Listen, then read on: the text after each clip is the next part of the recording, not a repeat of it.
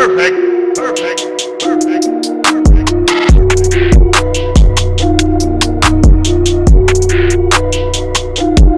The Philadelphia 76ers beat the LA Clippers 110-103 at the Wells Fargo Center on a Tuesday night. The Philadelphia 76ers moved to 34-21 on the season, still sitting at 5th in the Eastern Conference, and they now move to 25-2 at home on the season, the best home record in the entire league. And once again, they're proving to us why this has been a tale of two different sides of a team. This whole season, these guys played their heart out tonight. They looked literally engaged every single play. They were impressive tonight. The Sixers were impressive tonight, just like we've seen all season from them at home. We'll get into Joel Embiid coming off all the controversy and his terrific performance. We'll get into Ben Simmons going once again for a triple-double, playing so hard, engaged every single play, stepping up tonight. We'll get into all the guys. But first off, let's talk about the man himself, the guy who's been at the forefront of the fire for the last 3 freaking weeks, Mr. Brett Brown himself. Let's give him a round of applause tonight. Brett, thank you. I'm telling you, I support this team and whoever is at the front of this team. I support what this team has been trying to do. I am a fan of the Sixers. Everyone thinks that, people that keep it real don't enjoy the Sixers. We're just here to hate. No. Thank you, Brett. This is what I've been waiting for. I couldn't honestly believe it. Brett Brown finally comes out of his own ways. He's been stuck up inside his own head. He finally makes a move. Al Horford to the bench. We've been calling it for the whole damn season. After a couple weeks, we saw that Brett did not know how to incorporate these guys together. It wasn't going to work with them on the floor, constantly together, in the big time moments. There wasn't enough shooting. Ben still hasn't shot. So what does Brett do? He finally moves Al to the bench. Al Horford's played over 830 games in this league. He has not come off the bench since the 11th game of his career. But what does Brett do? What have I been saying? He makes an adjustment. Al Horford plays big minutes off the bench tonight. Furkan Korkmaz, who's coming off of 30-plus games in a row off the bench. Obviously, a bad night for Furkan, but it doesn't matter. It doesn't matter. Al Horford played great off the bench. He handled it like a classy dude that he is. And the Sixers played much better. Now, obviously, we're going to attribute a lot a lot of that to playing at home. But first and foremost, I got to say, good job, Brett. Thank you for actually doing something. I was touched tonight. You got Alec Burks playing the lineup. What is it? That last game he had no reason not to play. He finally plays. Al Horford comes off the bench. All night tonight, I see guys moving around. I see spacing. I see guys setting screens. I see Joe coming down the court and instantly getting under the basket. What have I been saying? No one in this league can stand Joe. There's maybe 1 or 2 people. No one can guard him one-on-one. But we've been having Joe sit in the corner. We've been having him chop from Curry range. We don't know what we're doing. We look like we haven't known what we're doing. But tonight, almost every possession down the court, what did Joe do? He went, and after getting initial boos during his introduction, which were deserved, by the way. What he did yesterday was childish. If you haven't seen that video, go check it out. It was childish yesterday. There was no point for that in a tough stretch to come out and be playing games like that. But Joe, after the well-deserved boos, comes out, and on the first couple of possessions, you could just see he was different tonight. Joe was intrigued. He was ready to go. Ben Simmons, even with Joe on the court, was engaged. Brett was actually finding different ways to get Ben incorporated, and Ben took it upon himself to step up. Like I said, when these guys play bigger teams and bigger stars, they want to step up. It has to be like this every night. But good job, Brett. Thank you for making a damn adjustment. That's all I've been waiting for. If we make adjustments and we lose, then it is what it is. We don't have enough talent. But thank you for trying something different. Next, we will get into Joel Embiid. Give him a round of applause. Great performance. You guys think I'm hating on Joe? No. I keep it real. I know the talent this man has. I know what he's capable of. And what he's been doing lately has not been cutting it. And then when you pair that with going on social media and saying that you're a villain, whether he's joking or not, there's just not a time and place for that right now. With the way this team's been playing, I just didn't see a point in that. But Joe, what does he do? After getting booed, he comes out, man. First bucket. He's getting fouled. He's making buckets, man. He's getting the crowd hype. I've said Joe needs to do that stuff while playing basketball. That's what gets him into the game. It gets him intrigued. But you know what doesn't? When he's not getting the ball as much as he wants and he's over there, just sitting like this on the bench when he's not engaged, supporting his teammates. For once tonight, the Sixers actually looked like they trusted each other. They're talking, high-fiving each other, giving each other hugs, man. They got each other's backs.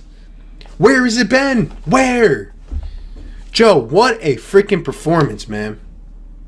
Unbelievable. If we look at the box score, man, it pretty much represents the way that he played tonight, and he deserved it. Joel Embiid, unbelievable game, man. 26 points, 9 rebounds, 2 assists, a block. He only finished as a +1, but Joe, no matter what the stats say, he was engaged. He was there on both sides of the floor.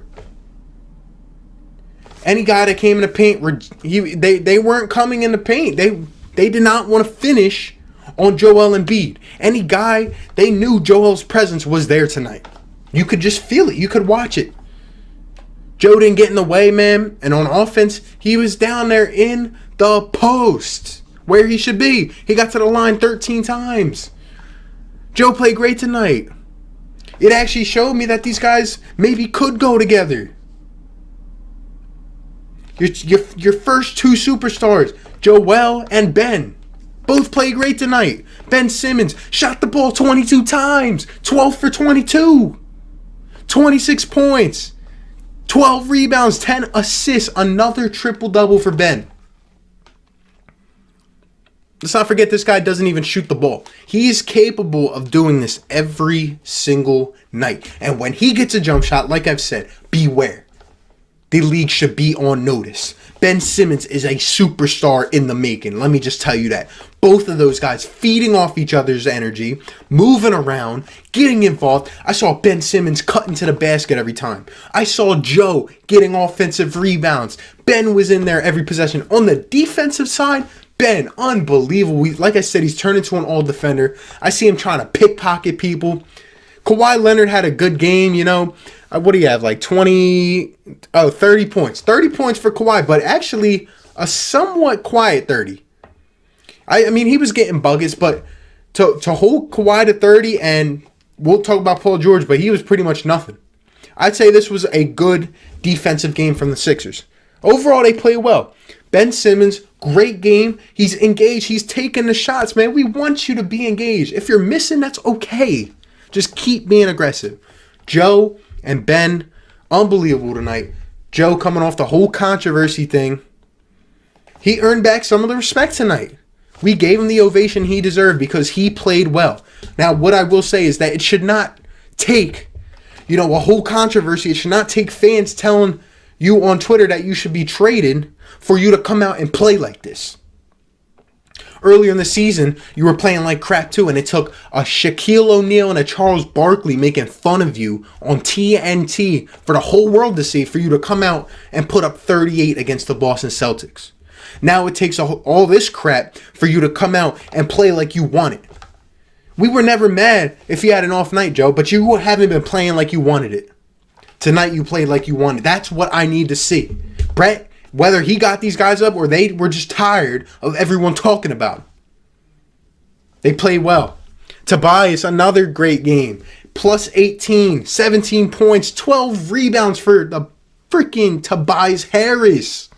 5 assists. He was in there too. Him and Simmons, 12 rebounds apiece. 8 for 19 from the field for Tobias. 12 for 22 for Ben. Not perfect, but these guys are taking shots. They're making almost half of them. They're playing good minutes. And they're engaged on both sides of the ball. That's all we've asked for as fans. A solid game from Tobias. Let's talk about Josh Richardson, a plus 24 in this game. He goes for 21 points, 5 rebounds, and an assist, and 2 blocks. And let me tell you, this game, throughout the first quarter, the Sixers were dominating. We get to the second and the third, it's back and forth. It's a nail-biter. But guess what? Going into the fourth, Joel Embiid steps up. Ben Simmons steps up. Josh Richardson. First game back from the injury that I've seen that he's back to his old self. He's not the best shooter in the world, but Josh Richardson hit some clutch shots tonight. Without those shots, I don't know if the Sixers break away like they do near the end. He was hitting big contested shots, and more importantly on the defensive side of the ball, I saw a lot of Josh Richardson on Paul George. I saw some Ben Simmons on Paul George. I saw some Matisse Thybulle on Paul George. We're switching it up, giving these guys different looks. Good job, Brett. And what did Josh Richardson do? He completely locked up Paul George. Paul George, -7 in this game. Had 11 points and 12 rebounds, but guess what? 3 for 15 from the field. Completely locked up by Josh Richardson for the most part. What a game. That's his type of intensity on defense is what we need every single night. Great game for Josh Richardson and big shots. Korkmaz, 0 for 5 tonight, 0 points. Can't happen. Especially if he's going to be in the starting lineup now. Imagine if he would have had 15 to 20. This wouldn't even be close. I get it. It's kind of his first game, getting into the role and everything. But, I mean, it's okay. I'm saying it's okay because he's played well the last 2 games. He's carried us on his back. Tonight was his night to be carried. He'll be all right. Don't worry about him. Off the bench, Al Horford, 28 minutes. You're still getting your minutes, Al. Plus 10 in this game. 9.6 rebounds, 3 assists. Great game, Al. Both sides of the ball engaged. There was a time late in the game when him and Joe were on the court a little bit too much together. I wouldn't have liked to see that. But once they came off, we solidified the win. Al played great, classy guy. This is what we need to see going forward. They should not be playing on the court together for more than a few minutes at a time. And they can alternate. This is what we got Al for. This is why we paid him big bucks. To be there when Joe couldn't. Great game tonight. We finally saw something different. Glenn Robinson III, 3 for 6 off the bench in 12 minutes. Matisse Thybulle, 16 minutes played. I'd like him getting those kind of minutes. Alec Burks, like I said, Brett actually played him tonight. He went 1 for 4 in his Philly debut in 14 minutes. But guess what? Just seeing him there just made me happy. Let's look at the Clippers, man. Kawhi, like I said, 30 points. Heck of a game for Kawhi. But he was the only one. Lou Will had 13 off the bench, 5 for 15 shooting. Marcus Morris, we'll get into him in just a second, 5 for 12. Paul George, 3 for 15. That was the big one. Locked them up. Zubats, the center, only 7 points to contribute, and Joel just manned him all night. He knows he has a mismatch on Zubats. Zubats might be tall, but he's not nearly as strong as Joe. And Joe put his ass in the post every chance he got tonight. What a performance by Joe. That's what we want to see. We will hold you accountable when you're doing bad, but when you're doing good, you deserve it, man. And boy, was it great to see Joel, after getting in a little scuffle with Marcus Morris earlier this year. Morris threw him to the ground. Joel and him get in a scuffle. And what happens? Joel again shows us that he's engaged. He got mad. Morris tried to lay it out. Bam! Off the backboard, man. Sent that thing flying. That is what we need. If we look at the team stats, it's crazy because the Sixers shot 29% from 3. And the Clippers shot 45% from 3. You give me those stats, I think that we get blown away in this game. But you know where the game was made? In the paint. For once, this team is so damn big and tall, man. They have to get in the paint. Sixers, 58 points in the paint, and the Clippers only had 38. Outscored them by 20. Guys are involved. Guys are supporting each other. They look like they trust each other. It was a heck of a performance tonight against a great LA Clippers team with a lot of talent. They have a lot of depth. They have superstars in Kawhi and PG. And the Sixers, to me, even though it got close for a couple quarters, it just looked like the Sixers weren't going to give this one up tonight. We can say it's at home. Guess what? You're right. We need to do this on the road. This is not going to cut it if we do this here at home. And then in the playoffs, we got to go play a road series. We got to go play a couple on the road to start a series. It's not going to go well. We have to learn how to win on the road. That's what's holding this team back from being elite. They have to get up like this on a consistent basis.